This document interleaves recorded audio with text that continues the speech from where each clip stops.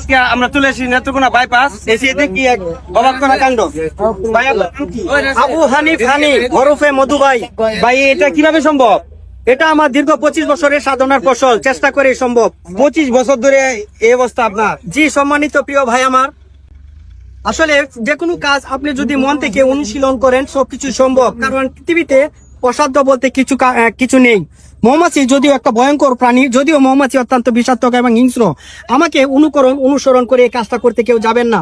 আপনি সবসময় চেষ্টা করবেন অন্যকে অনুসরণ না করে সৃষ্টিশীল প্রতিভা নিয়ে কাজ করতে। আর যেহেতু আমি একটা প্ল্যাটফর্মে যুক্ত হয়েছি বা কাজ করতে চাচ্ছি, সে প্ল্যাটফর্মে প্রচার প্রসার হতে হলে আপনি নিজের প্রতিভার উপরে ফোকাস দেন, তবে আপনি বিশ্ব ভূমণ্ডলে নিজেকে প্রচার প্রসার করতে পারবেন ইনশাআল্লাহ।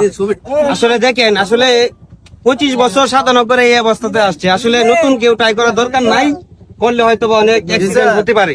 আসলে বাইরে আমি ভিড় দেখে ঢুকছি যে কি হচ্ছে।